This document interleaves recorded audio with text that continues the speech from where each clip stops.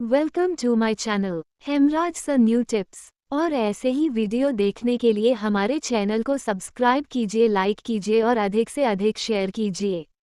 और इससे पहले के सभी सवाल एवं सभी प्रश्नावलियां आप हमारे चैनल की प्लेलिस्ट में जाकर देख सकते हो। नमस्कार दोस्तों, आज हम पढ़ेंगे प्रश्नावली 12.2 और इससे पहले के सभी सवाल और सभी प्रश्नावलियां हमने अपने चैनल की प्लेलिस्ट में डाल रखी है। आप वहां पर जा कर के उनको देख सकते हो, समझ सकते हो। तो हमारे पास देखो, प्रश्नावली 12.2 का पहला सवाल पढ़ने से पहले जब तक अन्यथा न कहा जाए पाई का मान 22/7 लीजिए। प्रश्न नंबर 1, एक ठोस एक अर्धगोले पर खड़े एक शंकु के आकार का है जिनकी त्रिज्या 1 सेमी तथा शंकु की ऊंचाई उसकी त्रिज्याओं के बराबर है।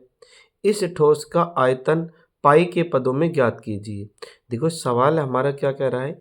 ये हमारा शंकु है जो कि एक ठोस अर्धगोले पर खड़ा है और इसकी जो त्रिज्या है, यानी इस गोले की भी, यानी जो अर्धगोला इसकी भी त्रिज्या और इस शंकु की भी त्रिज्या, दोनों की कितनी है? 1 सेमी। तो यहाँ पे लिख देते हैं 1 सेमी। ठीक है। और इसकी जो ऊंचाई है, शंकु की ऊंचाई होती है ये जो ऊंचाई होती है तिर्यक ऊंचाई होती है, और जो शंकु की ऊंचाई मानी जाती है ये वाली, तो ये भी कितनी है? 1 सेमी। ये प्रश्न में दिया हुआ है। देखो, हमें उसकी त्रिज्याओं के बराबर है, यानी इसकी जो ऊंचाई है शंकु की वो इसकी त्रिज्याओं के बराबर है, यानी ऊंचाई भी 1 सेमी और त्रिज्या भी 1 सेमी। अब इसका हमें ठोस का आयतन पाई के पदों में ज्ञात कीजिए। अब इस पूरे का हमें आयतन निकालना है पाई के पदों में। तो अब इस सवाल को विस्तार से करते हैं सूत्र के माध्यम से। तो सबसे पहले तो लिखेंगे अर्धगोले एवं शंकु की त्रिज्या, यानी आर 1 सेमी। देखो, शंकु की भी और अर्धगोले की त्रिज्या दोनों की समान है, 1 सेमी है। और शंकु की ऊंचाई भी कितनी है? हमारे पास 1 सेमी है। तो यहाँ पे हम इनको लिख देंगे। अब हम निकालेंगे ठोस का आयतन। तो यहाँ पे लिखेंगे ठोस का आयतन का सूत्र। तो इस तरह से लिखना है, ठोस का आयतन बराबर अर्धगोले का आयतन प्लस में शंकु का आयतन। तो दोनों का हम आयतन निकालेंगे। इनके जो सूत्र होते हैं, अर्धगोले का आयतन, देखिए अर्धगोले का आयतन निकालने का जो सूत्र होता है वो है 2/3 पाई आर की 3। और ये इस सूत्र को लगाना है इधर हमें प्लस में। शंकु का जो आयतन निकालने का जो सूत्र होता है वो होता है 1/3 pi R square H. 1/3 pi R square H, ये है शंकु का आयतन निकालने का सूत्र और ये अर्धगोले का आयतन निकालने का सूत्र, दोनों का सूत्र है ये। तो इसको आगे हल करेंगे तो देखो 2/3, तो यहाँ पे हमारे पास है 2/3 पाई आर स्क्वायर। तो इसको ऐसे कैसे लिखेंगे? 2/3 गुणा में, देखो पाई, हमें पाई का मान नहीं लिखना है और पाई के स्थान पे पाई लिखना है क्योंकि प्रश्न में बोला गया है। ठीक है, पाई के निकटतम मान तक। तो इसमें पाई को ऐसा ही लिखेंगे, इसका मान नहीं लिखेंगे प्रश्न के अनुसार, गुणा में। और आर हमारे पास है 1 सेमी, तो आर 1 की 3, तो यह लगाते 1 की 3 प्लस में 1/3 गुणा में पाई का हम पाई रखेंगे क्योंकि इसका मान नहीं लिखना क्योंकि प्रश्न में ऐसा बोला है। उसके बाद गुणा आर हमारी 1 है, तो 1 की स्क्वायर गुणा में एच भी हमारी 1 ही है, तो गुणा 1। आगे करते हैं तो देखो यहाँ पे हमारे पास 2/3 गुणा पाई गुणा 1 की घात 3, तो इसको हल करेंगे तो 2/3 के 2/3 ही रहेंगे, 2/3। और उसके बाद में जब पाई का इससे गुणा करेंगे तो आ जाएगा पाई। और इधर देखो 1 की घन का मतलब 1 गुणा 1 गुणा 1, तो 1 ही आएगा। 1 का गुणा पाई से करेंगे तो पाई आएगी, तो 2/3 पाई इधर आ गया ये। और इसको लिखेंगे घन सेमी में है ये। और इधर देखो, इधर हमारे पास क्या बचेगा? 1/3। और अब देखो 1 की घन का मतलब हो गया 1 ही, और 1 का गुणा 1 से करेंगे 1 ही आएगा, और 1 का गुणा जब पाई से करेंगे तो पाई ही आएगी। तो यह 1/3 यहाँ पर आ जाएगा पाई। ठीक है, या 2/3 पाई या 1/3 पाई। अब देखो दोनों ही ये कैसे हैं हमारे पास, ये दोनों बटा में, तो दोनों के क्या लेंगे? एलसीएम लेंगे। इधर देखो नीचे 3 है, इधर भी 3 है, तो एलसीएम हो गया 3। तो अब यहाँ पे 3 से है तो इनका देखो इधर भी 3 है, इधर भी 3 है, तो हमें पता है 3 का जब तीनों भाग लगाएंगे 1 पर जाएगा तो ऊपर की संख्या यथावत आ जाएगी। तो 2 पाई यहाँ पर आ गया 2 पाई, प्लस में इधर भी ऊपर की संख्या यथावत आएगी क्योंकि नीचे 3 है, 3 से 3 कट जाता है तो हमारे पास संख्या आएगी ऊपर की यथावत। तो 1 गुणा पाई करेंगे तो आ जाएगा पाई, और इधर 2 पाई प्लस में पाई, तो ये हो गए 3 पाई, 3 पाई बटा में 3, 3 से 3 कट गए तो कितना आ गया पाई। तो यहाँ पे हमारा जो उत्तर होगा कितना आ जाए पाई, और किस में ये सेमी में, तो यहाँ लिखेंगे घन सेमी। ये ध्यान रखना, क्षेत्रफल की इकाई है तो आयतन पूछा है तो ये आएगा घन सेमी में, ये ध्यान रखना हमें। इस तरह से ये हमारा निकटतम पाई में आंसर आ गया पहले सवाल के, पाई घन सेमी आंसर इन इस ठोस का जो आयतन होगा पाई घन सेमी के बराबर। ये हो गए हमारे आंसर पहले सवाल के। प्रश्न नंबर 2 है, हमारे पास देखो एक बेलन और 2 इसमें शंकु दिए हैं दोनों सिरों पर, और इसके अंदर पूछा गया है कि इसमें जो बेलन है इसमें पूरे के अंदर जो हवा का आयतन है वो निकालना है। तो हवा का आयतन के लिए हम बेलन और दोनों जो शंकु है इनके जो आयतन निकाल करके निकाल सकते हैं हवा का आयतन। तो देखो इसमें क्या क्या दे रखा है, पहले हम वो देख लेते हैं। देखो इसमें हमारे पास व्यास दे रखा है, ठीक है, ये व्यास है यहाँ से और यहाँ तक 3 सेमी है, तो हम त्रिज्या निकाल सकते हैं। यानी व्यास की आधी 3/2 तो 1.5 तो होगी त्रिज्या, यानी आर का मान हो गया 1.5। और हमारे पास ये जो ऊंचाई है शंकु की ऊंचाई हमारे पास 2 सेमी है, और इसमें भी समान है 2 सेमी है, त्रिज्या भी दोनों में समान है। और इस पूरे की लंबाई दे रखी है 12 सेमी, तो हम इसकी शंकु की भी लंबाई निकाल सकते हैं, क्योंकि आपको पता है ये जो ऊंचाई है शंकु की इसमें 2 सेमी है, इधर भी 2 सेमी है, तो 2 और 2 4, यानी 12 में से 4 घटा देंगे तो इस बेलन की जो लंबाई वो निकल के आ जाएगी। तो अब हम इसको विस्तार से करते हैं। तो सबसे पहले लिखेंगे शंकु व बेलन की त्रिज्या। तो हमारे पास व्यास दे रखा है तो यहाँ लिखेंगे पहले व्यास बटा में 2, तो यहाँ से हम त्रिज्या निकाल सकते हैं। 3 में 2 का भाग लगाएंगे तो 1/5 आएगा, 1/5, और किस में ये सेमी में, तो 1/5 सेमी तो होगी हमारी त्रिज्या। अब हमें और क्या निकालना है इसमें, अब हम निकालेंगे इसमें प्रत्येक शंकु की ऊंचाई, यानी प्रत्येक शंकु है जो इसमें प्रत्येक शंकु है तो इसमें ऊंचाई कितनी है वो लिखेंगे। प्रत्येक शंकु की ऊंचाई, 2 शंकु है ना इसलिए प्रत्येक शंकु की ऊंचाई है, प्रत्येक शंकु की ऊंचाई को हम h बोलते हैं, ठीक है, h होगी। प्रत्येक शंकु की ऊंचाई है इसमें 2 सेमी, ठीक है, और उसके बाद है सेमी है, उसके बाद है इसमें बेलन की ऊंचाई। अब हमें इस बेलन की ऊंचाई और निकालनी है, यानी यहाँ से और यहाँ तक, तो यहाँ लिखेंगे बेलन की ऊंचाई, बेलन की ऊंचाई भी कह सकते हैं, लंबाई भी कह सकते हैं, कोई दिक्कत नहीं। बेलन की ऊंचाई, इसको भी h बोलते हैं, और इसको हम बड़ा H कर देते हैं, ठीक है, ये छोटा h और ये बड़ा H। और इसमें है कैसे निकालेंगे पूरे की, देखो यहाँ से यहाँ तक लंबाई इसकी 12 सेमी, तो ये शंकु है 2, ये भी 2, तो हम 12 में से 2 और 2 4 घटा देंगे, यानी कि 12 - 2 - 2 बराबर आ गया हमारे पास 8 सेमी। यानी बेलन की जो ऊंचाई है वो निकल के आ गई यहाँ पे 8 सेमी। तो यहाँ पे लिख देते हैं ये बेलन की ऊंचाई है 8 सेमी। उसके बाद है हमारे पास अब हम निकालेंगे बेलन में हवा का आयतन। इस तरह से लिखेंगे बेलन में हवा का आयतन बराबर बेलन का आयतन प्लस में 2 गुना शंकु का आयतन। देखो किस तरह से निकलेगा, क्योंकि बेलन इस पूरे का आयतन, उसके बाद 2 शंकु है तो प्लस 2 गुना शंकु का आयतन, यानी 2 शंकुओं का आयतन। अब इनके सूत्र लगाएंगे, तो सबसे पहले हम लगाएंगे बेलन का आयतन का सूत्र होता है पाई r स्क्वायर h। तो यहाँ लिखेंगे पाई r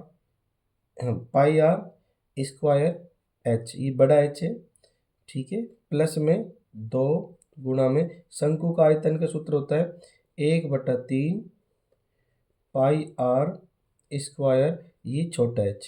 ठीक है, ये शंकु का आयतन का सूत्र है और ये बेलन का आयतन का सूत्र है, और शंकु की संख्या 2 है इसलिए यहाँ पे गुणा 2 है।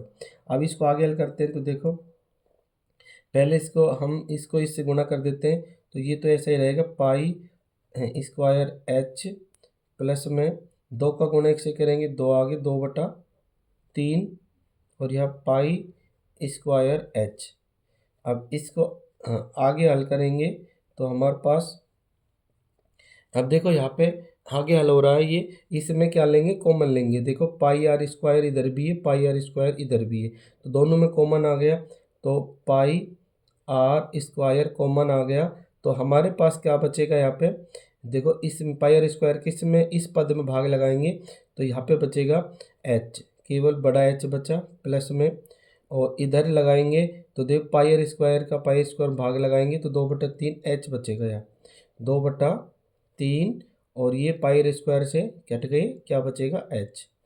तो h प्लस में 2/3 h, ये हमें ब्रैकेट के अंदर बचा। अब इनके मान लिख देते हैं।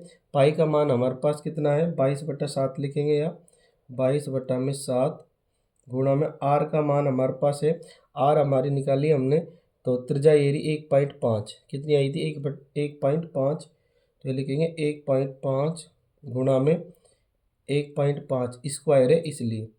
अब उसके बाद है ब्रैकेट में बड़ा h, और बड़ा h का मान हमारा कितना आया था, बड़ा h ये है, बड़ा h का मान आया था 8 सेमी, तो यहाँ लिखेंगे 8, और प्लस में 2/3, और गुणा में छोटा h का मान कितना था, 2, तो यहाँ पे लिखेंगे 2, और ब्रैकेट बंद। आगे करते हैं तो इसको 22/7 और 1.5 इनको क्या करते हैं, पॉइंट हटाते हैं पहले, तो यहाँ पर आएगा 22/7 गुणा में 1.5 है, तो इसको सीधा 15 लिखेंगे, हम पॉइंट हटा देंगे और 15 लिख दिया, पॉइंट के बाद एक संख्या है तो बटा में आगे 10, गुणा में इधर भी 15 बटा में आगे 10, पॉइंट के बाद एक संख्या तो 1 जीरो आएगी, और 1 जीरो आती है 10 में, तो गुणा 10, इधर ब्रैकेट के अंदर इसको कर लेते हैं, 8 के 8 रहेंगे यहाँ पे, प्लस में 2 का गुणा 2 से करेंगे 4 बटा में 3, ब्रैकेट बंद। अब आगे देखो, इसमें हम काट लेते हैं इनको, 22/7 तो ऐसे ही रहेंगे, 22/7 गुणा में 15 और 10, 5 दिया 15 और 5 दूनी 10, 5 दिया 15 और 5 दूनी 10, तो यहाँ पे बचेंगे 3/2 गुणा में 3/2, और यहाँ पे 3/2 और दोनों में इनमें एलसीएम लेंगे, ब्रैकेट दोनों में एलसीएम लिया, एलसीएम आया 3, यहाँ पे 1 मान लेते हैं बटा में, एलसीएम आया 3, क्रॉस गुणा कराएंगे, 3 का गुणा 8 से करेंगे 8 दिया 24, 4 का गुणा 1 से करेंगे 4 एकम 4। अब यहाँ पे आगे करते हैं तो इसको देखो, 22/7 ये ऐसे ही रहेंगे, 22/7 गुणा में 3/2 गुणा में 3/2, और गुणा में ब्रैकेट हटाएंगे, 24 और 4 हो गए 28, 28/3।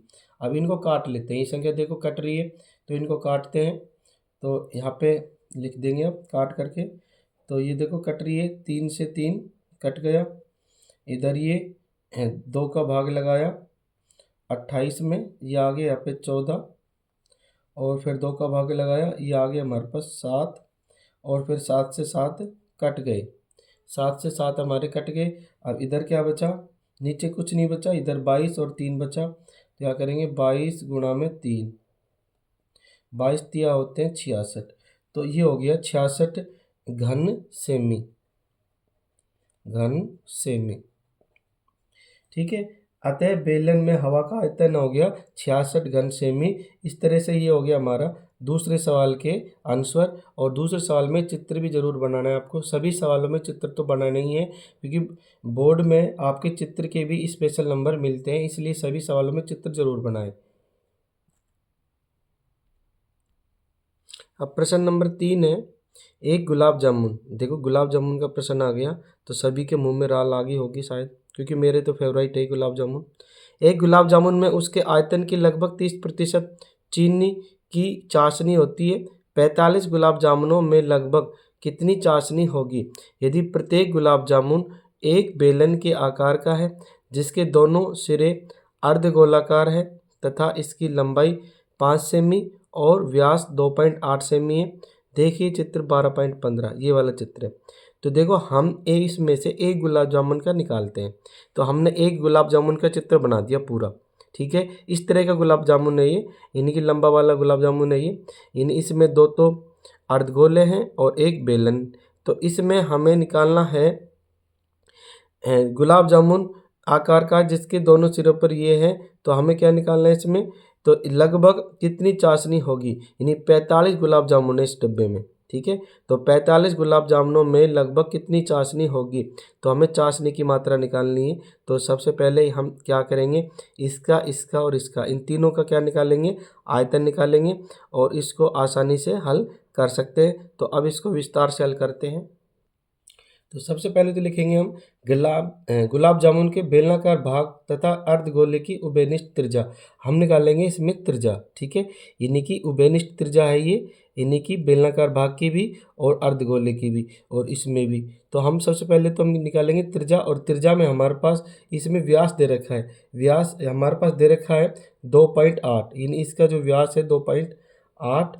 तो इससे हम क्या निकालेंगे, त्रिज्या बटा में 2, 2 का भाग लगाएंगे इसमें तो आएंगे यहाँ पे 1.4, यानी 2 का भाग 28 में लगाएंगे तो आएंगे 14, और एक संख्या छोड़ के पॉइंट है तो 1.4, और ये क्या है सेमी में है, तो यहाँ पे लिख देंगे हम सेमी, यानी कि आर हमारी होगी 1.4 सेमी, ठीक है। हमने आर निकाल दी, व्यास दे रखा था। अब बेलनाकार भाग की ऊंचाई, अभी जो बेलनाकार भाग है इसकी यहाँ से और यहाँ तक की हमें ऊंचाई निकालनी है, ठीक है, यहाँ से और यहाँ तक की, और पूरी कितनी दे रखी है 5 सेमी। तो इसमें जो ये जो भाग दे रखा है हमारे पास, ये हमारे पास भाग दे रखा है, तो इसको हम क्या करेंगे, इसमें घटा देंगे, और ये भाग है हमारे पास देखो ये 1.4 है त्रिज्या, तो ये भाग भी कितना होगा, ये वाली त्रिज्या भी कितनी होगी 1.4 ही होगी, और इधर भी 1.4 ही है। तो 1.4 इधर और 1.4 इधर, यानी 5 में से घटा देंगे तो हमारे पास बेलन की यहाँ से और यहाँ तक की ऊंचाई आ जाएगी।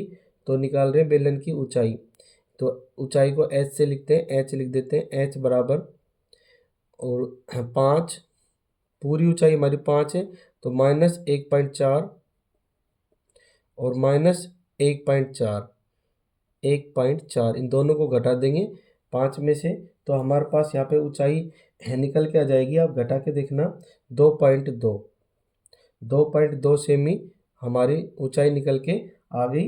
तो इस तरह से हमारी 2.2 सेमी होगी बेलनाकार भाग की ऊंचाई। अब हमें क्या निकालना है, बेलनाकार भाग का आयतन निकालना है। तो यहाँ लिखेंगे आप, तो यहाँ पे लिखेंगे एक गुलाब जामुन का आयतन। तो हमें एक पूरे गुलाब जामुन का क्या निकालना है, आयतन निकालना है। तो हम पहले इसका बेलनाकार भाग का आयतन और 2 अर्धगोलों का आयतन निकालेंगे, तो हमें एक गुलाब जामुन का आयतन निकल के आ जाएगा।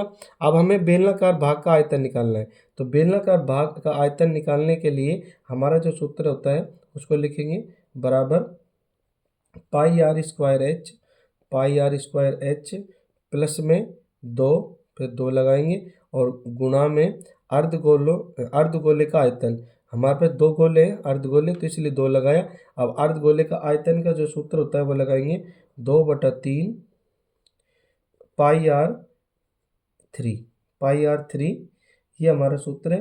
अब इसके बाद इसमें देखो हमें इसका 2 का गुणा 2 से कर देंगे तो ये हमारे पास आ जाएगा।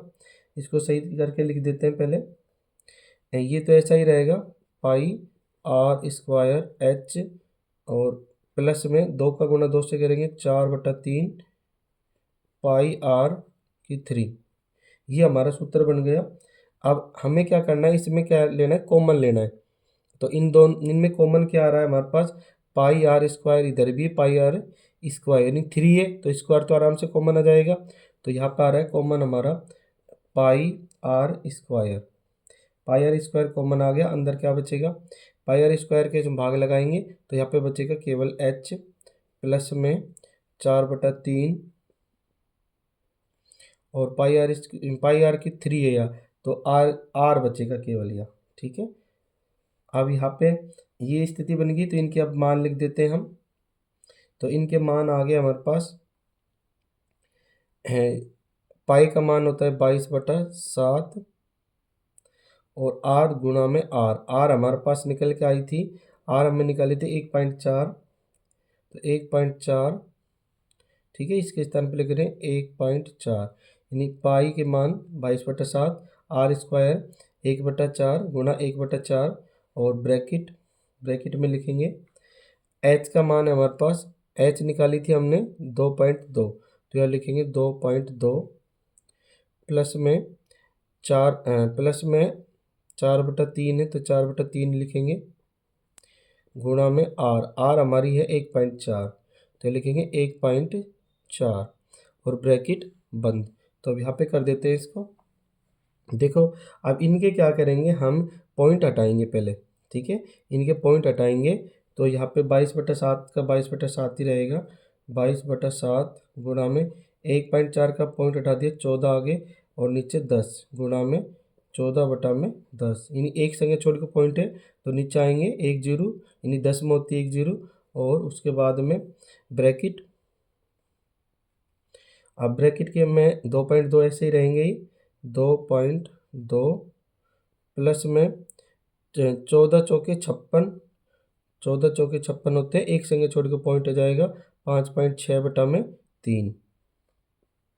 ठीक है, उसके बाद में अब हमारे पास देखो यहाँ 22/7 है और इसको हम काट देते हैं, 7 एकम 7, 7 दूनी 14, 2 बार गया, तो 22 का 22 इधर है, 14 गुणा 2, तो 22 गुणा में 14 दूनी 28, 28 हो गए।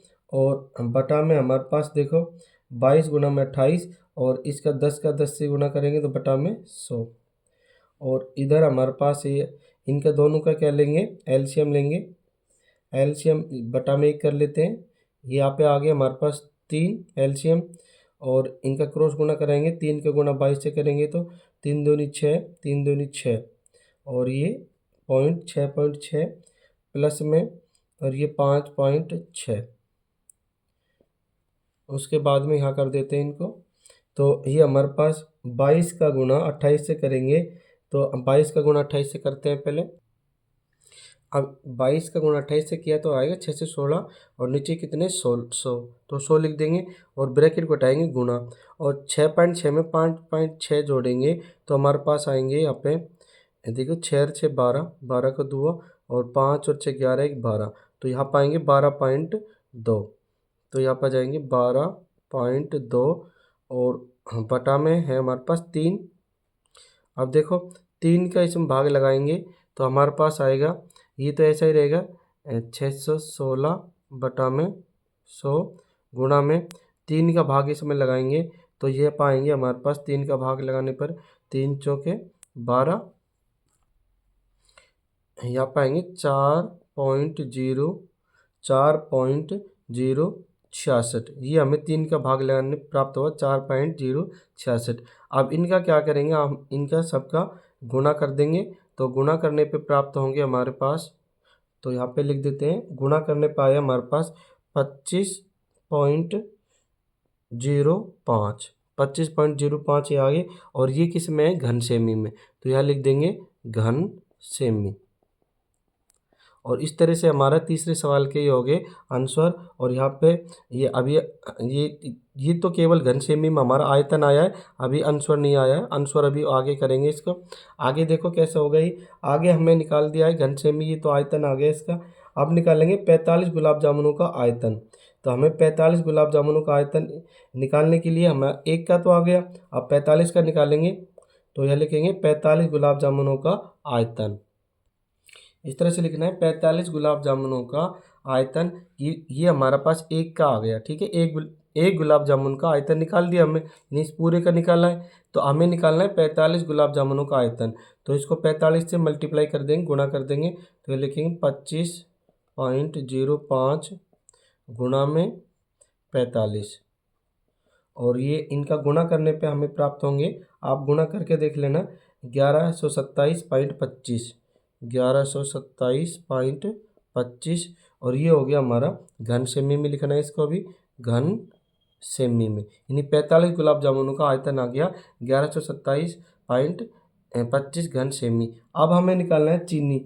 चीनी इसमें कितनी लगेगी ये निकालना है, क्योंकि चीनी की बताई गई है। चीनी की चाशनी का आयतन 45 गुलाब जामुन के आयतन का 30% लगता है। तो अब हम निकालेंगे 45 गुलाब जामुनों का 30%, ठीक है। तो हमारे पास 45 गुलाब जामुनों का आयतन कितना आया 1127.25, तो इसको गुणा कर देंगे, 30% निकालेंगे इसका, तो 30/100। तो यहाँ लिखेंगे पहले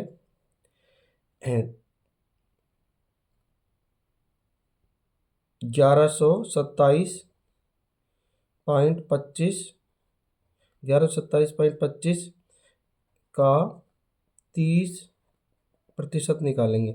तो यहाँ पे 1127.25 गुणा में 30/100, ठीक है। इस तरह से करेंगे इसको हम। अब इनका आगे हल करते हैं, तो देखो 0 से 0 कट गई, ठीक है। और इन सब का गुणा करेंगे, 0 से 0 कटने के बाद में अब 3 का गुणा इनसे कर देंगे, और बाद में हम क्या कर देंगे, इसका 10 का इसमें भाग लगा देंगे। तो ये सब कुछ करने के पश्चात हमारे पास आएंगे 338, 338.175, ये आगे हमारे घन सेमी, घन सेमी आगे। और इसको हमें निकटतम लेना है, तो निकटतम हो जाएगा 338, अतः चीनी की चाशनी की मात्रा होगी 338 घन सेमी। तो यह लिख देंगे, अतः चीनी की चाशनी की मात्रा 338 घन सेमी, ठीक है। ये हो गया हमारा आंसर सवाल नंबर तीसरे का, 338 घन सेमी आंसर।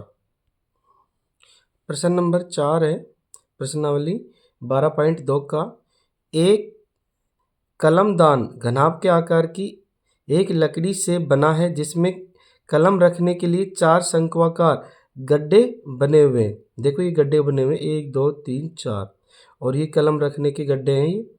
घनाभ की भीमाएँ 15 सेमी गुणा 10 सेमी गुणा 3.5 सेमी है।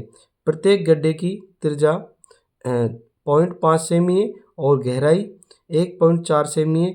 पूरे कलमदान में लकड़ी का आयतन ज्ञात कीजिए। हमें इस लकड़ी का आयतन निकालना है। कैसे निकालेंगे, देखो इसमें जो हमारे पास लकड़ी लगी हुई है केवल उसका आयतन निकालना है हमें। तो इसमें जो ये अर्धगोले हैं ना, उनका आयतन निकाल लेंगे चारों का, और इस लकड़ी के जो आयतन में से उसको घटा देंगे, तो हमें इस पूरी लकड़ी का आयतन निकल के आ जाएगा। तो अब हम इस सवाल को विस्तार से हल करते हैं। तो सबसे पहले तो हम क्या करेंगे, जो प्रश्न में हमें दिया हुआ है वो सारी चीज़ें लिख लेते हैं। प्रश्न 4 में जो हमें प्रश्न में दिया है, घनाभ की लंबाई हमारे पास दी हुई है, ठीक है, जिसको एल बोलते हैं। तो हमारे पास घनाभ की लंबाई एल है 15 सेमी, तो यहाँ लिख देते हैं 15 सेमी। और चौड़ाई हमारे पास जिसको बी बोलते हैं, घनाभ की चौड़ाई जिसको बी बोलते हैं, ये हमारे पास 10 सेमी है। और उसके बाद है घनाभ की ऊंचाई जिसको एच बोलते हैं, ये हमारे पास है 3.5, जो कि हमें प्रश्न में दी हुई है। अब उसके बाद में एम थोड़ा ठीक से बना देते हैं। उसके बाद में शंक्वाकार गड्ढे की त्रिज्या, अब देखो शंक्वाकार गड्ढे की त्रिज्या भी हमें प्रश्न में दी हुई है, ये हमारे पास है 0.5 सेमी, ये 0.5 सेमी है। और शंक्वाकार गड्ढे की गहराई यानी ऊंचाई भी हमारे पास दी हुई है प्रश्न में, तो ये हमारे पास दे रखी है 1.4 सेमी। ये चीज़ें हमें प्रश्न में दी हुई है। अब हमें क्या निकालना है, घनाभ का आयतन, और घनाभ का आयतन का सूत्र होता है लंबाई एल गुणा बी गुणा एच, यानी लंबाई गुणा चौड़ाई गुणा ऊंचाई। ये हमारा घनाभ का आयतन निकालने का सूत्र होता है। तो इसके माध्यम से निकालेंगे। एल हमारे पास है 15, तो यह 15 लिखेंगे, गुणा बी हमारे पास है 10 गुणा एच हमारे पास है 3.5। अब इन तीनों का गुणा करेंगे तो हमारे पास आएंगे 525, ठीक है। इन तीनों का गुणा करेंगे तो आएंगे 525, ठीक है। और ये पॉइंट है ना, पॉइंट क्यों हट गया, क्योंकि इसके बाद एक जीरो और थी, और जहाँ पे पॉइंट आता तो इसकी पॉइंट के बाद जीरो का कोई महत्व नहीं होता, इसलिए ये जीरो भी हट गया, पॉइंट भी हट गया। और यहाँ पे ये हो गया, आयतन निकाला है तो इसको लिखते हैं घन सेमी में, घन सेमी। ये हो गया हमारा घन सेमी। 525 घन सेमी घनाभ का हमें आयतन निकाल दिया। अब हमें क्या करना है, ये जो घनाभ था हमारे पास, ठीक है, ये लकड़ी घनाभ थी, इसमें हमें क्या निकाला, इसका आयतन निकाल दिया, 525 घन सेमी आ गया।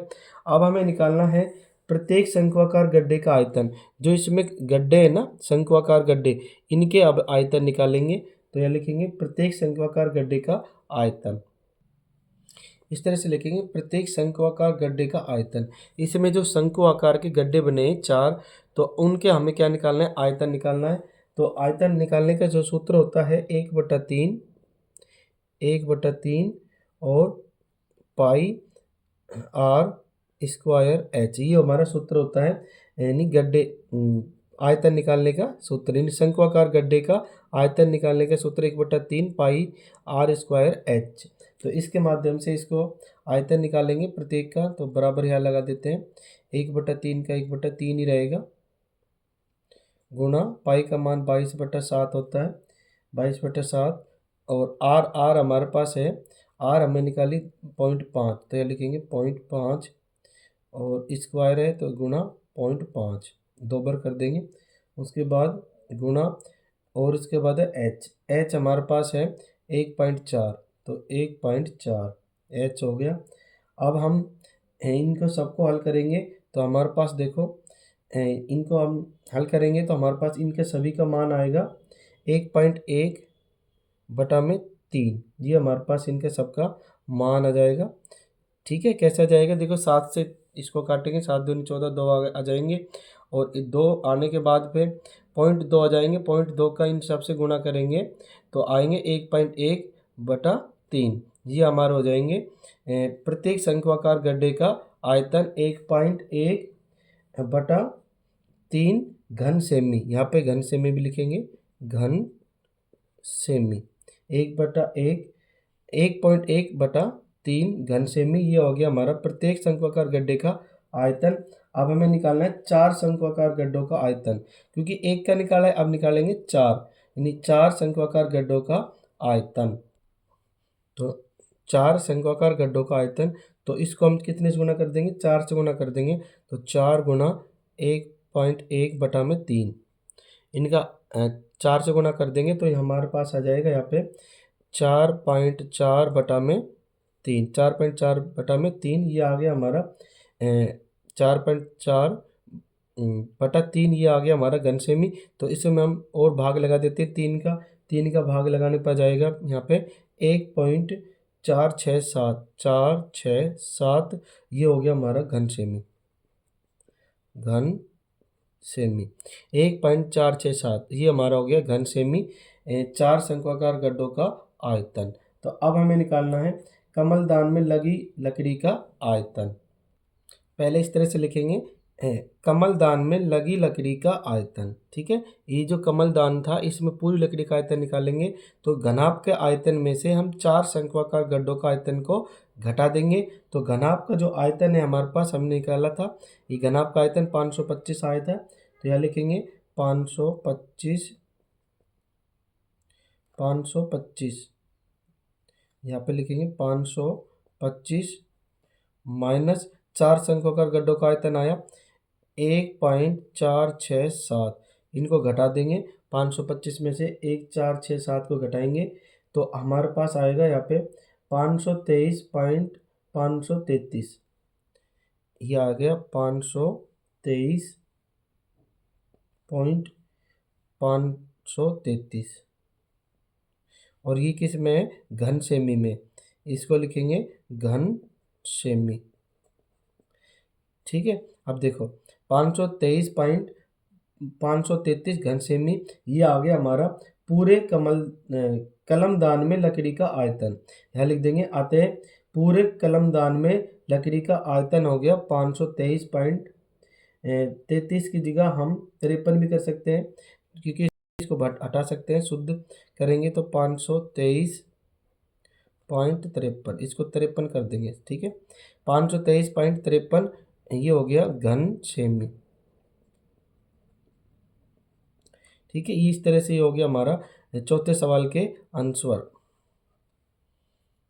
प्रश्न नंबर 5 है हमारे पास, एक बर्तन एक उल्टे शंकु के आकार का है, जिस इसकी ऊंचाई 8 सेमी है और इसके ऊपरी सिरे जो खुला हुआ है की त्रिज्या 5 सेमी है। देखो एक बर्तन है जो उल्टा है, यानी शंकु आकार का बर्तन है जो कि उल्टा है और ऊपर का सिरा इसका खुला हुआ है, और इसमें जो त्रिज्या दे रखी है शंकु की 5 सेमी दे रखी है, और इसमें जो ऊंचाई दे रखी है वो शंकु की ये ऊंचाई है, ये 8 सेमी दी हुई है।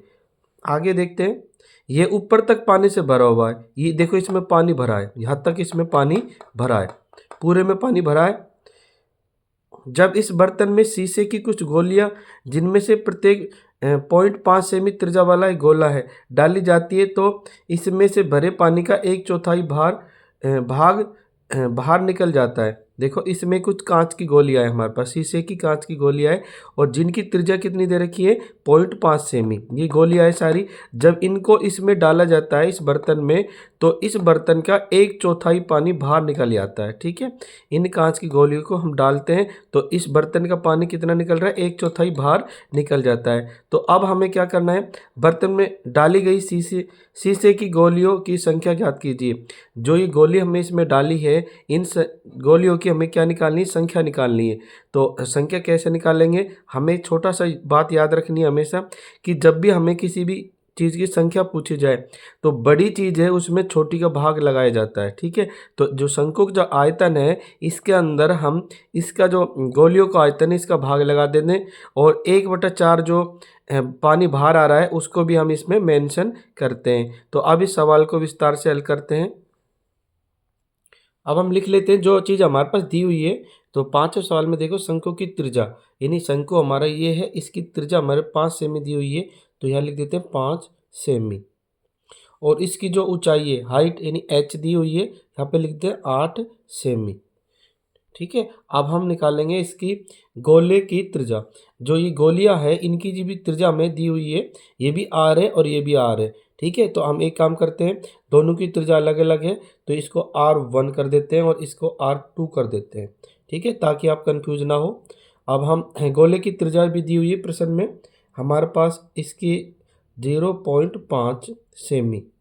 ये हमें गोली, ये जो गोलियां है कांच की, इनकी जो त्रिज्या है ये दी हुई है 0.5 सेमी, और जबकि शंकु की हमारे पास 5 सेमी, हाइट है हमारे पास 8 सेमी, ये सारी चीज़ दी हुई है। अब हम निकालेंगे गोलियों की संख्या। ये जो गोलियां है इनकी हम संख्या निकालेंगे, तो यह लिखेंगे गोलियों की संख्या। यहाँ पे लिखते हैं पहले, इस तरह से लिखेंगे गोलियों की संख्या, इनकी संख्या निकालनी है। तो देखो हमें बताया था बड़े बर्तन के आयतन में छोटे जो बर्तन होता है उसका आयतन का भाग लगाते हैं। तो देखो यहाँ बड़ा बर्तन क्या है, शंकु का आयतन, तो ऊपर लिखेंगे शंकु का आयतन बटा में एक गोली का आयतन, यानी बड़े बर्तन में एक गोली के आयतन का भाग लगाएंगे। और दूसरी बात, ये जो गोलियां इसमें डालते हैं तो इसमें से 1/4 यानी 1/4 भाग पानी बाहर निकल रहा है, तो ये भी हमें मेंशन करना है, क्योंकि ये पानी है बाहर आ रहा है 1/4, तो इसको ऊपर हम मेंशन करते हैं 1/4, यहाँ पे गुणा कर देते हैं, ठीक है। ये बात भी हमें जरूरी है मेंशन करना 1/4, क्योंकि पानी बाहर आ रहा है। तो 1/4 गुणा शंकु का आयतन बटा में एक गोली का आयतन। इसको अब आगे हल करते हैं, तो इनके जो सूत्र है वो लगाते हैं। तो पहले 1/4 है तो 1/4 का 1/4 ही लिखेंगे, और गुणा में, अब देखो शंकु का आयतन का जो सूत्र होता है वो है हमारे पास 1/3 गुणा में पाई आर। देखो आर इसमें हमने ये लेना है R1, तो R1, हाँ R1 स्क्वायर, और इसमें होता है एच, ये हमारा शंकु का आयतन हो गया 1/3 गुणा पाई आर स्क्वायर एच, इसमें R1 लेना है। अब उसके नीचे लिखते हैं हम बराबर का निशान यहाँ पे लगा लेते हैं। अब इसके नीचे देखो एक गोली का आयतन, एक गोली का आयतन का जो सूत्र होगा 4/3 गुणा में पाई पाई आर, इसमें आर हमें 2 ले रहे हैं तो R2, और इसकी होती है 3, यानी एक गोली का जो आयतन का जो सूत्र होता है वो होता है 4/3 गुणा पाई आर इस आर की 3 यानी आर का घन, ये होता है हमारा एक गोली के आयतन का सूत्र। तो अब इसको हल करते हैं। देखो जो संख्या कट रही है उसको काट लेते हैं पहले। देखो इसमें 3 से 3 कट गया, पाई से पाई कट गया, और देखो और क्या क्या कट रही है इसमें। जो चीज़ कट रही है उसको हम काट देते हैं पहले ही। और ये देखो इसमें ये 3 भी कट गया, पाई भी कट गया, और इसके अंदर कट रहा है देखो ये 4 है, ये ऊपर है, इसको हम क्या करेंगे नीचे ले आएंगे, क्योंकि बटा में है ना तो ये नीचे आ जाएगा गुणा में, यहाँ पे गुणा हो जाएगा। तो इसको हम लिख देते हैं, यहाँ कर देते हैं इसको। तो 1/4 है, ये नीचे चला गया। तो यहाँ पे क्या क्या बच रहा है देखो, यहाँ बच रहा है r²h। तो यहाँ लिखेंगे r, ये 1 है, r1² h। देखो यहाँ पे कुछ नहीं बचा, 3 था वो कट गया, पाई भी कट गया, 4 को हम नीचे ले लेंगे, यहाँ पे r² h बचेगा केवल। और नीचे देखो क्या क्या बच रहा है, नीचे ये 4 नीचे आ गया, इसको पहले लिखते हैं 4। ये हमारा जो 4 था वो नीचे आ गया, तो यहाँ पे आ गया गुणा में, और ये पहले से 4 था, ये इसको लिख देते हैं। उसके बाद में और क्या बच रहा है गुणा में, ये आर की 3, ये R2 वाला है और इसकी 3, ये हमें सूत्र बन गया। देखो ये हमारा सूत्र बन गया R1 की 2h, और नीचे है 4×4 और R2 की 3, ये हमें लिखना है इनके मान। अब इनके मान लिख लेते हैं। तो R1 का मान कितना था, वह R1 का 5, तो यह लिखेंगे 5, और गुणा, ये देखो स्क्वायर है तो उसके गुणा में 5 फिर दोबारा, उसके बाद गुणा h हमारा था 8, तो यह लिखेंगे 8, और बटा में लिखेंगे। देखो इनका गुणा कर लेते हैं, 4 चौके 16, तो यहाँ आगे 16, और गुणा में R2 था 0.5, और कितनी बार लिखना है 3 बार, तो गुणा 0.5 गुणा में 0.5 गुणा में 0.5। अब देखो जो संख्या कट रही है उसको काट लेते हैं। पहले तो हम देखो इनको पॉइंट को हटाते हैं, ये पॉइंट है हमारे पास, इनको पॉइंट को हटाने के लिए क्या करेंगे, ऊपर हम गुणा में क्या हो जाएगा, यानी पॉइंट के बाद एक संख्या और एक संख्या का है तो जीरो, एक जीरो लगेगी, और एक जीरो किस में होती है, 10 में होती है। तो पॉइंट हटाने पर ऊपर हम 10 से गुणा कर देते हैं, तो ये पॉइंट हमारा हट गया, तो यहाँ पे आ गया 10, और ये पॉइंट भी हमारा हट गया, तो गुणा में फिर से 10, और ये पॉइंट भी हमारा हट गया, तो गुणा में फिर से 10। ठीक है, यानी पॉइंट हटा देते हैं, तो ऊपर क्या आ गया 10 10 आ गए, तो पॉइंट इनके सबके हट गए। तो अब इनको देखो काटते हैं, ये जो संख्या कट रही है तो इनको काट लेते हैं। देखो 5 से 5 कट गए, 5 से 5 कट गए, ठीक है, ये 5 से ये 5 से ये कट गया। अब हमारे पास क्या बचा यहाँ पे, ये 5 को शॉर्ट काट देते हैं, 5 एकम 5 और 5 दूनी 10, और ये 8 भी कट रहा है, 8 एकम 8, 8 दूनी 16, और 2 से 2 कट गए। अब देखो नीचे हमारे पास कुछ नहीं बचा, और ऊपर क्या बचा, देखो ऊपर हमारे पास केवल 10 और 10, क्या बचा है 10 गुणा में 10, 10 गुणा में 10, ये बचा है और कुछ नहीं बचा। तो हमारे पास आ गया 10 का गुणा 10 से किया तो हमारे पास आ जाएंगे यहाँ पे 100, यानी कि हमारे पास जो गोलियों की संख्या कितनी आ गई 100, यानी गोलियों की संख्या निकालिए तो 100 गोलियां है ये जो इसमें डालते हैं, इनकी संख्या आ गई हमारे पास 100। और इसी तरह से यह लिख देंगे, अतः गोलियों की संख्या बराबर 100। इस तरह से 5 के ये हो गए हमारे आंसर। अब हमारे पास छठा सवाल है, ऊंचाई 220 सेमी और आधार व्यास 24 सेमी वाले एक बेलन। देखो ये एक बेलन है, और इसकी जो 220 तो दे रखा है इसमें ऊंचाई, तो ये ऊंचाई है हमारी 220 सेमी में, और इसका जो आधार है, ये जो आधार है यहाँ से और यहाँ तक 24 सेमी दे रखी है, तो इसकी जो त्रिज्या हो जाएगी हमारी, ये हमारी त्रिज्या है, त्रिज्या हो जाएगी 24 की आधी 12 सेमी हो गई। यानी कि इसकी जो त्रिज्या है यहाँ पे ऊपर लिख देते हैं, त्रिज्या दिख नहीं रही, ये जो त्रिज्या है यहाँ से और यहाँ तक ये हो जाएगी 12 सेमी, क्योंकि इसमें आधार दिया है 24, तो त्रिज्या होगी 12 सेमी। और जिस पर ऊंचाई 60 सेमी और त्रिज्या 8 सेमी वाला एक अन्य बेलन आरोपित है। देखो इसमें एक छोटा बेलन और है जो कि इस पे आरोपित है, ऊपर रखा हुआ है, और इसकी जो ऊंचाई है, ऊंचाई कितनी दे रखी है इसमें, इसकी ऊंचाई दे रखी है इसमें, यहाँ पे लिख देते हैं इसकी ऊंचाई है 60 सेमी, तो यहाँ लिख देते हैं 60 सेमी, इसकी ऊंचाई है 60 सेमी, और इसकी त्रिज्या भी दे रखी है, त्रिज्या है 8 सेमी, इसकी जो त्रिज्या है यहाँ पे लिख देते हैं ऊपर, ये इसकी जो त्रिज्या है वो दे रखी है इसमें 8 सेमी, तो यहाँ लिख देते हैं त्रिज्या 8 सेमी, 8 सेमी। ठीक है, इस तरह का ये सवाल है। देखो इसमें दो बेलन है जिसमें त्रिज्या दे रखी है, इसमें व्यास दे रखा है, इसमें त्रिज्या दे रखी है। ठीक है, दोनों की त्रिज्या में निकाल ली, 12 सेमी या 8 सेमी। ऊंचाई दे रखी है इसमें छोटे बेलन की 60 सेमी और बड़े की 220 सेमी। दो बेलन है। उसके बाद है इसे लोहे का एक स्तंभ बना है। ये पूरा क्या है, एक स्तंभ बना हुआ है। पूरा क्या है, स्तंभ है। इस स्तंभ का द्रव्यमान ज्ञात कीजिए, जबकि दिया है 1 वर्ग सेमी में 1 घन सेमी लोहे का द्रव्यमान लगभग 8 ग्राम होता है। तो इसको मानते हुए, इस सूत्र को मानते हुए हमें इसका पहले क्या निकालना है, इसका आयतन निकालना है और आयतन के बाद में हम इस सूत्र से इसका द्रव्यमान निकालेंगे। और जहाँ पर पाई का मान है 3.14 यानी 3.14, हमें पाई का मान भी लिखना है इसमें। ठीक है, तो अब इसको हम पहले हल करते हैं विस्तार से। तो इसका सबसे पहले हम निकालेंगे दोनों का आयतन। अब हमें जो प्रश्न में दिया है वो चीज़ें लिख लेते हैं। देखो बड़ा बेलन की जो त्रिज्या है यानी R1 मानेंगे इसको, और बड़े बेलन की त्रिज्या हमने निकाल दी क्योंकि इसका व्यास दे रखा है 24। तो पहले लिखेंगे इसको कैसे निकाला, यानी 24 सेमी हमारे पास व्यास है, तो त्रिज्या निकाल रहे हैं तो 2 का भाग लगाएंगे। तो 2 एकम 2 और 2 एकम 2 और 2 दूनी 4, कितना आ गया 12 सेमी, यानी 12 सेमी हमारी इसकी त्रिज्या आ गई बड़े बेलन की। ठीक है, बड़ा बेलन की त्रिज्या आ गई जिसको R1 से लिखेंगे। और हाइट इसमें अब हम निकालेंगे हाइट यानी ऊंचाई। ऊंचाई कितनी 220 सेमी, क्योंकि दोनों में अलग अलग हाइट है तो इसको H1 मान लेते हैं। और H1 की है 220, यानी बड़े H1 मान लिया 220 सेमी, ये हाइट है हमारी 220 सेमी। और अब हम छोटा बेलन की निकालेंगे। छोटे बेलन की हमें दे रखी त्रिज्या 8 सेमी, और जो कि R2 के नाम से हम लिखेंगे इसको, क्योंकि अलग अलग त्रिज्या इसलिए। अब हमें इसकी दे रखी है ऊंचाई छोटे बेलन की 60 सेमी, तो यहाँ पे लिख देते हैं 60 सेमी, इसको H2 मान लेंगे। ठीक है, और ये H1 है और ये R1, ये R2, दो अलग अलग त्रिज्या अलग अलग हाइट है दोनों में।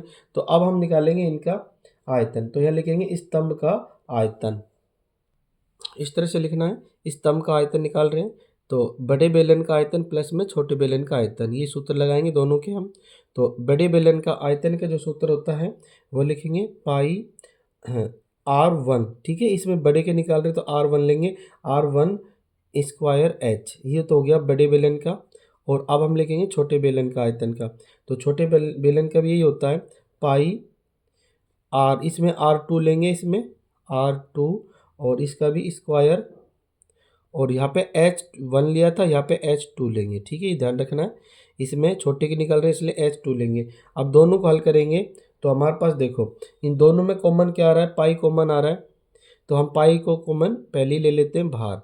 ठीक है, पाई को कॉमन ले लेते हैं बाहर, तो पाई हमारा पास आ गया कॉमन। और अंदर देखो क्या क्या बच रहा है, R1 to H, और इधर प्लस में R2 स्क्वायर H2, ये हमारे पास अंदर बचा। अब हमें आगे इसमें करेंगे तो यहाँ पे कर देते हैं इसको। अब पाई का मान हमें कितना लेना है, प्रश्न में दिया हुआ है, प्रश्न के अनुसार हमें पाई का मान लेना है 3.14 और उसके बाद ब्रैकेट। अब देखो R का मान हमारे पास कितना है, इसको नीचे ही कर देते हैं क्योंकि जगह कम पड़ेगी हमारे पास, इसको यहाँ पे कर देते हैं, यहाँ पे कर देते हैं इसको। पाई का मान लेना है हमने 3.14 और ब्रैकेट। अब R1 हमारे पास है, R1 है 12 का स्क्वायर यानी 12 गुणा में 12, और उसके बाद है गुणा H1 है हमारे पास 220, तो 220। उसके बाद है हमारे पास प्लस का निशान। अब देखो R2 लेना है इस बार, R2, तो R2 हमारे पास 8 है और 8 का वर्ग यानी 8 गुणा में 8। उसके बाद है हमारे पास H गुणा में H, हम इस बार लेना H2 का मान है 60, तो यहाँ लेंगे 60 और ब्रैकेट बंद।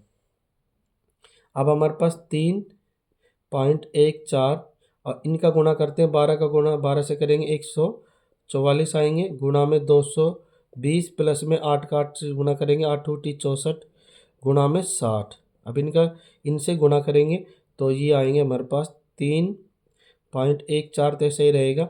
144 का 220 से गुणा करेंगे, ठीक है, तो आएगा हमारे पास 31,680। आप करके देख लेना, 31,680, दोनों का गुणा किया 31,680 आया प्लस में। अब इनका करेंगे तो इनका तो गुणा करना सरल है, ये जीरो तो पहले लगा ही देते हैं।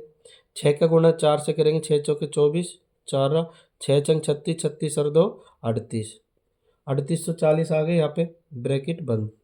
अब उसके बाद में हमारे पास देखो इन दोनों को जोड़ेंगे तो ये आ जाएगा 3.14 गुणा में इन दोनों को जोड़ेंगे तो आएंगे 35,520। तो यहाँ लिखेंगे, दोनों को जोड़ने पर आया हमारे पास 35,520, 35,520।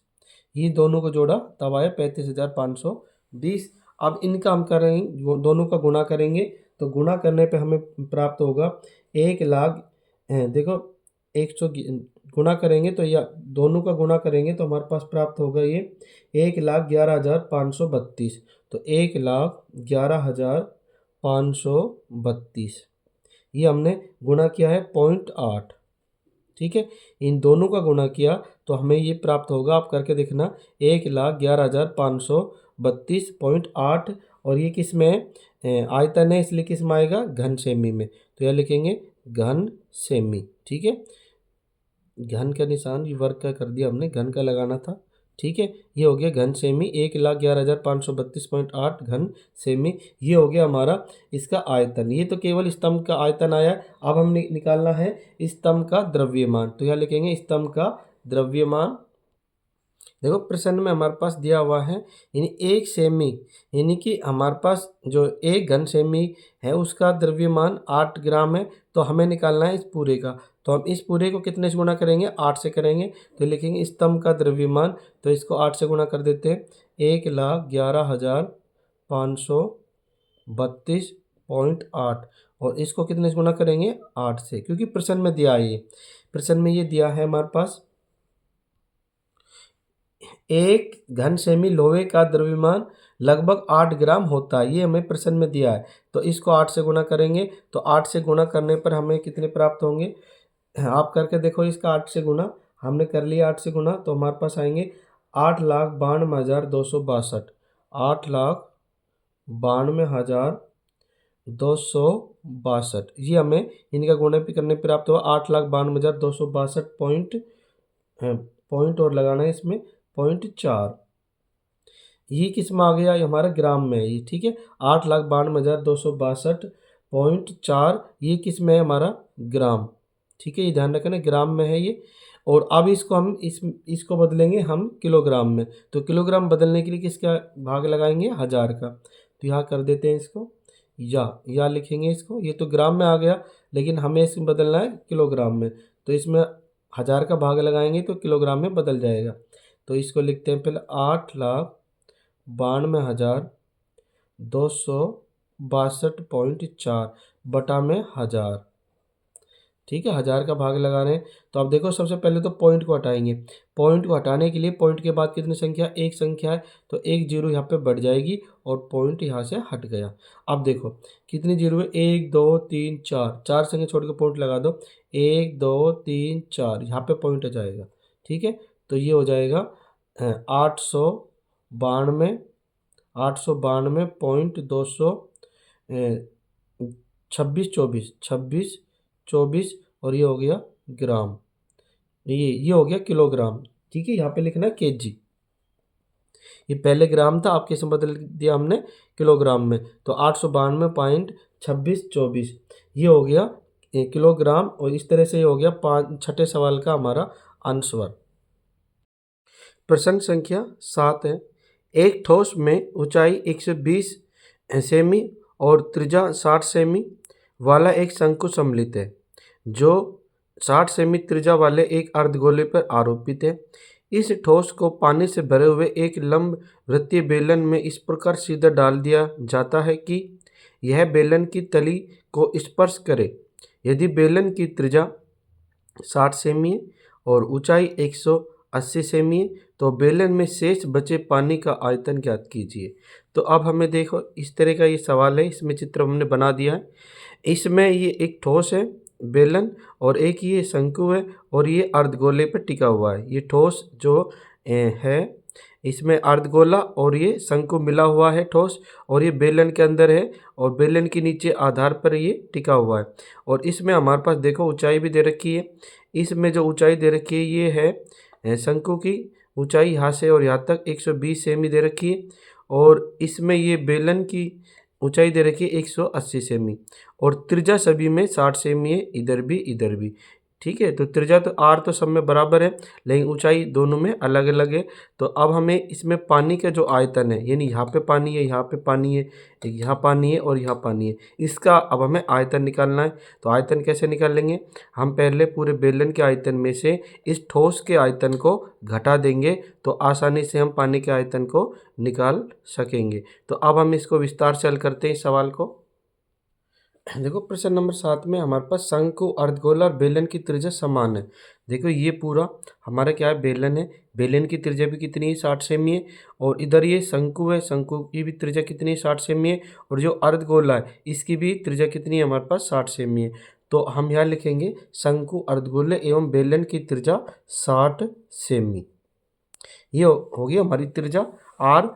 और उसके बाद है शंकु की ऊंचाई। अब देखो शंकु की ये ऊंचाई है हमारे पास, ये जो शंकु की ऊंचाई है यहाँ से लेकर के और यहाँ तक, ये है 120 सेमी। तो ये शंकु की ऊंचाई लिखेंगे 120 सेमी। और बेलन की ऊंचाई, हमारा जो बेलन है यहाँ से लेकर के यहाँ तक, इसकी ऊंचाई है 180 सेमी। तो ये लिखेंगे 180 सेमी।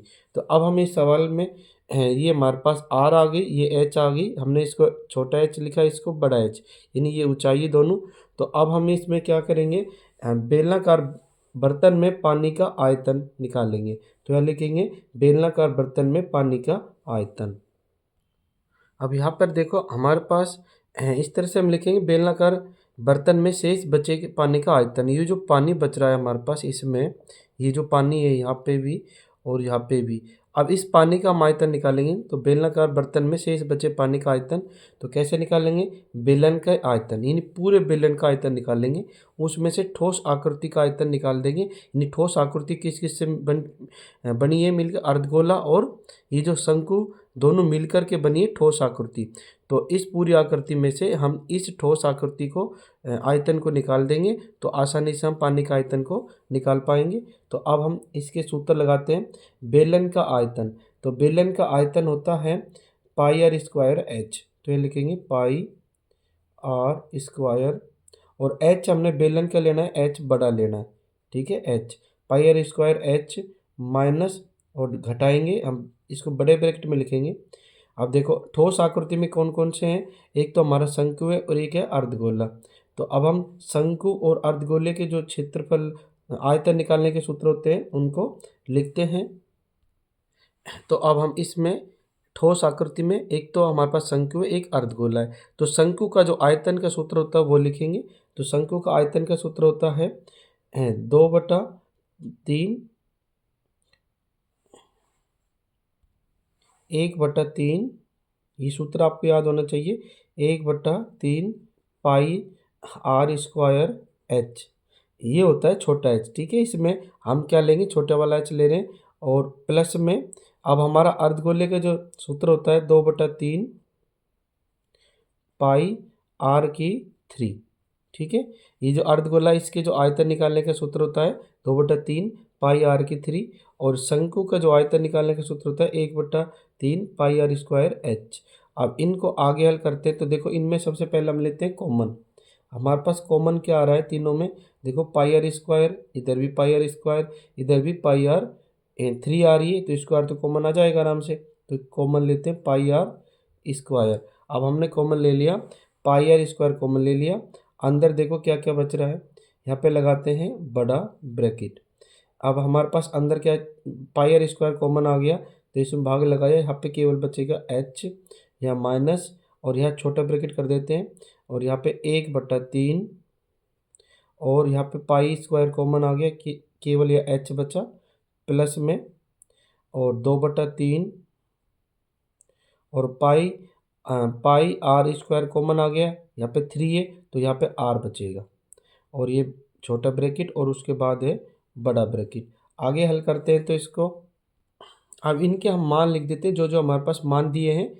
तो देखो पाई पाई का मान होता है 22/7, तो यह लिखेंगे पहले 22/7 गुणा में आर, आर हमारा है 60, तो 60 गुणा में 60, क्यों स्क्वायर है इसलिए।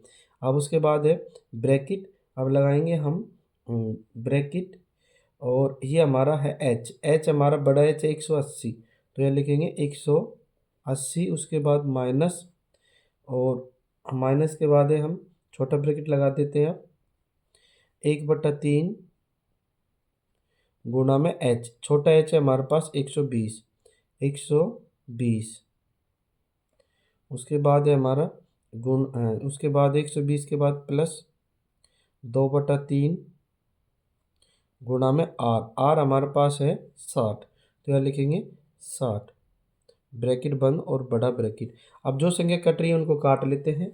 अब देखो हमारे पास क्या क्या कट रही है, 3 से 12 कट रहा है, 3 एकम 3, 3 चौके 12, ये 0 यहाँ लगी, 40 आ गई।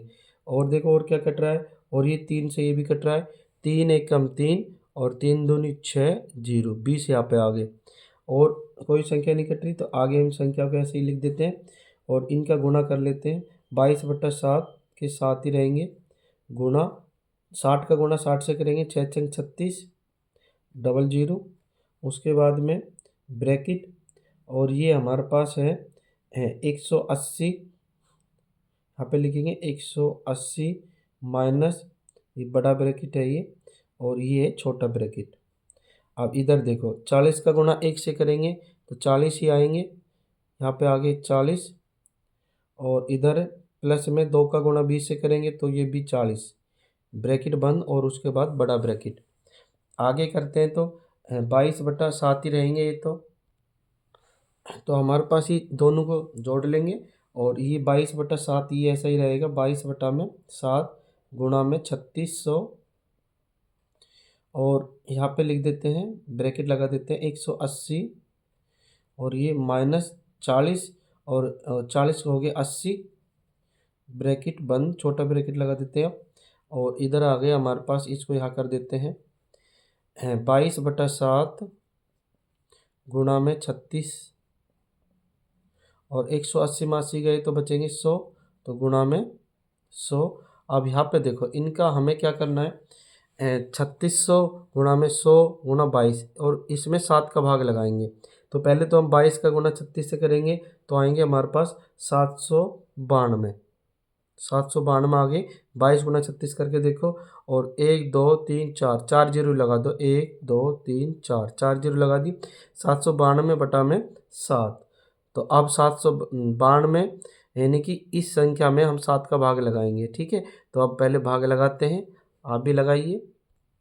तो ये भाग लगाया तो हमें प्राप्त हुआ 11,31,428, 11,31,428.57, ये हमें प्राप्त हुआ 11,31,428.57, ये हमें प्राप्त हुआ 7 का भाग लगाने पर। और ये किस में है, आयतन है, तो आयतन किस में होता है, घन सेमी में, तो यहाँ लिखेंगे घन सेमी, तो ये घन सेमी लिख देंगे, इसको वर्ग सेमी लिख दिया। ये घन सेमी में है, ये आयतन है इसलिए घन सेमी में। तो देखो ये तो बहुत ज़्यादा संख्या होगी, तो इसको हम मीटर में बदल सकते हैं। तो आपको पता है 1 मीटर में कितने सेंटीमीटर होते हैं, 100 सेंटीमीटर होते हैं, लेकिन किस में है, ये घन में है, ठीक है। तो इसको घन मीटर में ही बदलेंगे तो हमें कितने से गुणा करना पड़ेगा, 100 गुणा 100 गुणा 100, इसमें हमें 100 गुणा 100 गुणा 100 का भाग लगाएंगे तो ये आसानी से मीटर में बदल जाएगी। तो अब हम इसको मीटर में बदलते हैं। अब यहाँ पे इसको मीटर बदल रहे हैं, तो मीटर बदलने के लिए देखो आपको पता है 100 सेंटीमीटर होते हैं, लेकिन इसमें है ये घन मीटर, घन सेमी में, तो घन सेमी से सीधे किस में बदलेंगे, घन मीटर में। तो घन मीटर बदलने के लिए हमें 100 में करना पड़ेगा, 100 गुणा में 100 गुणा में 100, यानी कि हमें 3 बार 100 का भाग लगाना पड़ेगा नीचे लिख करके।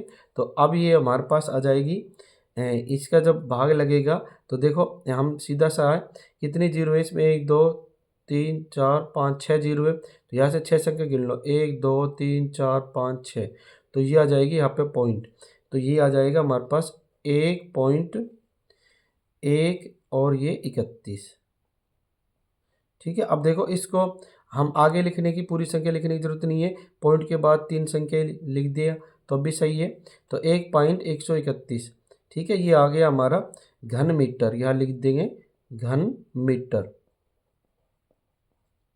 क्योंकि पॉइंट के बाद हमारे पास बाकी संख्या को लिखने की आवश्यकता नहीं है। 1.1, 1.1 और 3.1, ये आ गया घन मीटर, और 7वें सवाल के ये हो गए हमारे आंसर।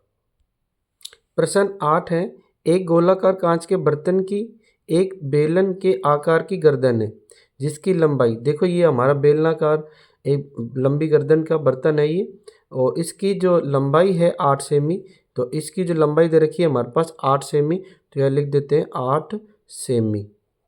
ठीक है, इस बेलन की बेलनाकार जो गर्दन है गोले की, तो उसमें हमारे पास 8 सेमी इसकी ऊंचाई है, यहाँ पे लिख दिया हमने 8 सेमी, और व्यास है 2 सेमी, और इसका जो व्यास है यानी ये इसका व्यास है वो कितना है, 2 सेमी है, तो 2 सेमी है तो हमें क्या निकालना है, आर निकालना है, तो हम क्या करेंगे 2/2 कर देंगे, तो ये हमारी निकल के आ गई, आर आ गई हमारी 1, 2 से 2 कट गए, आर आ गई हमारे पास, पर आर बराबर 1, ये 1 होगी, आर यहाँ पे त्रिज्या, ठीक है, ये जो त्रिज्या है 1 सेमी होगी, 1 सेमी, और ऊंचाई होगी 8, उसके बाद है, जबकि गोलाकार भाग का व्यास है 8.5 सेमी, और ये जो गोलाकार भाग है इसका जो व्यास है पूरा यहाँ से यहाँ तक है 8 सेमी, 8.5 सेमी, और हमें क्या निकालना है, आर निकालना है, तो आर निकालेंगे तो हम क्या करेंगे 8.5 में 2 का भाग लगाएंगे तो हमारी आर निकल के आ जाएगी।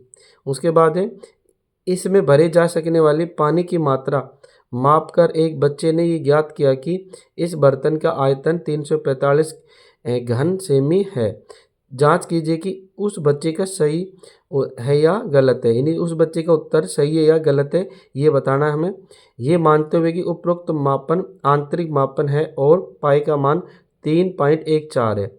हमें पाई का मान भी दिया हुआ है इस बार, ठीक है, 3.14, और अब हमें बताना है इस बच्चे ने जो इसका आयतन बताया है 345 घन सेमी, सही है या गलत है। तो अब इस सवाल को विस्तार से हल करते हैं, तो आपको समझ में आ गया होगा कि ये गोलाकार कांच के बर्तन की, यानी गोलाकार बर्तन है ये हमारा, ठीक है, और इसकी गर्दन है बेलनाकार, ठीक है, ये गोलाकार बर्तन है, इसका हमने व्यास दे रखा है तो त्रिज्या निकाल दी, और इसमें बेलनाकार है ये इसकी गर्दन, उसमें हमारे पास व्यास दे रखा है तो हमने त्रिज्या निकाल दी, और इसकी ऊंचाई है 8 सेमी। तो अब इसको हम विस्तार से हल करते हैं, तो लिखेंगे गोले की आर यानी त्रिज्या, इसको R1 से लिखेंगे। अब जो गोला है हमारा ये वाला, ठीक है, ये नीचे गोला है, तो इसकी जो त्रिज्या है हमारे पास व्यास दे रखा है 8.5, तो इसकी त्रिज्या निकालेंगे, तो गोले की त्रिज्या R1 8.5/2, तो 8.5 में जब 2 का भाग लगाएंगे तो हमारे पास आएगा 4.25 यानी 4.25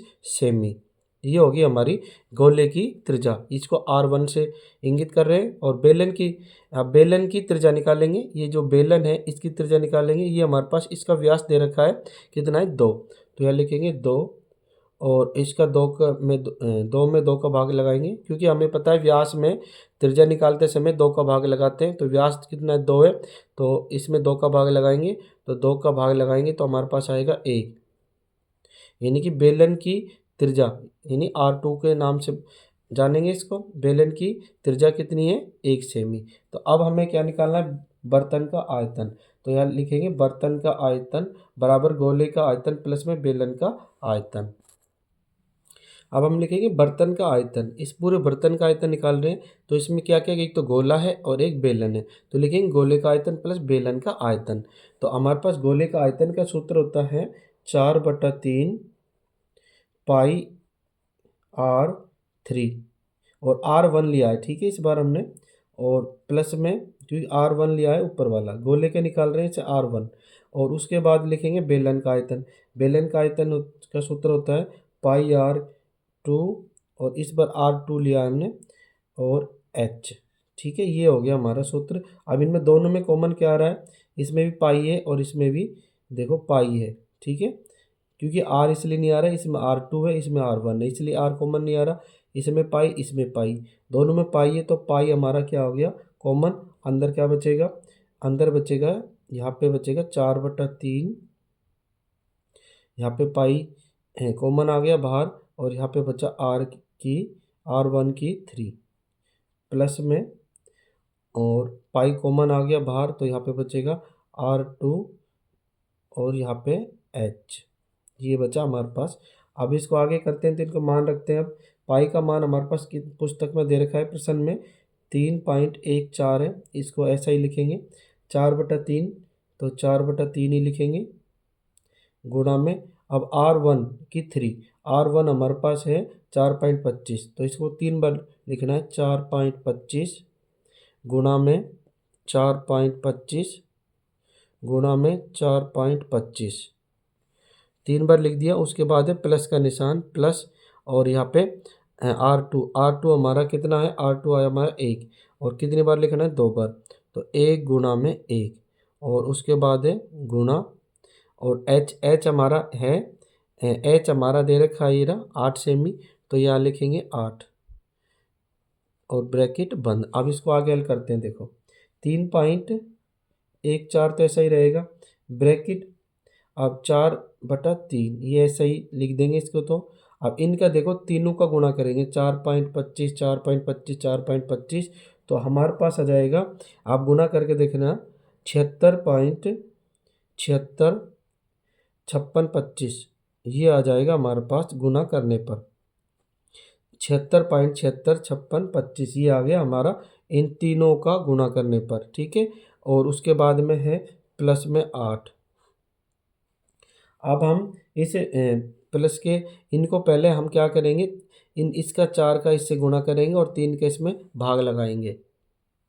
अब ये 3.14 तो ऐसा ही रहेगा 3.14, और यहाँ पे ब्रैकेट है, ब्रैकेट में देखो पहले हम 4 का इस संख्या से गुणा करेंगे और फिर इसमें 3 का भाग लगाएंगे, जो कि हमने कर लिया। हमें इसका दोनों का गुणा करके इसमें 3 का भाग लगा दिया, तो हमारे पास संख्या आई 102.35 और 41 और 67, ठीक है।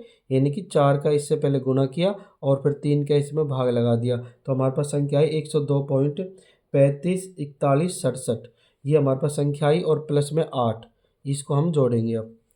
तो अब देखो 3.14 ये तो ऐसा ही रहेगा 3.14, और यहाँ पे कर देते हैं गुणा, और 8 को इसमें जोड़ेंगे 102 में, तो ये हो गया 110, ठीक है, 110.35 41 67 35 41 और 67, क्योंकि 8 को जोड़ा है, इसमें जोड़ेंगे 102 में तो 110 हो गया, और ये संख्या ऐसी रहेगी हमारे पास।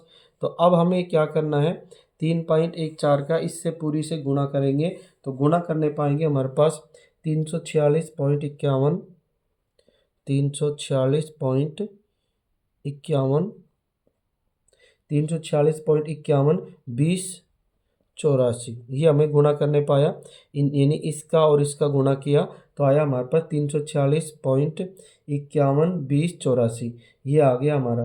तो अब इसको हम यहाँ इसके बाद की संख्या को लिखने का मतलब नहीं है, यहाँ 2 अंक तक ही लेते हैं, तो इनको शुद्ध कर लेते हैं इनको हम। तो यहाँ लिख देंगे 346.51 346.51, और किस में ये आयतन है तो किस में आएगा, ये घन सेमी में, तो यह लिखेंगे घन सेमी, यानी 346.51 घन सेमी। और उस बच्चे ने जो उत्तर दिया था वो कितना दिया था, हमारे पास 345 दिया था, जो कि गलत है। तो यहाँ लिख देंगे, अब हम इस तरह से लिख देंगे, अतः बच्चे का उत्तर 345 घन सेमी गलत है, जबकि हमारे उत्तर कितना आ रहे हैं 346.51 घन सेमी, ये वाले उत्तर हमारे सही है। तो इस तरह से 8वें सवाल का ये हो गए आंसर। सभी को वीडियो देखने के लिए धन्यवाद। कोई सवाल समझ में नहीं आए तो हमें कमेंट्स करके ज़रूर बताओ, और उसके साथ साथ सवालों को बार बार देखो ताकि आपको सवाल समझ में ठीक से आ जाए। धन्यवाद वीडियो देखने के लिए, और ऐसे ही वीडियो देखने के लिए हमारे channel Hemraj sir new tips को सब्सक्राइब करें, लाइक करें एवं अधिक से अधिक शेयर करें। जय हिंद।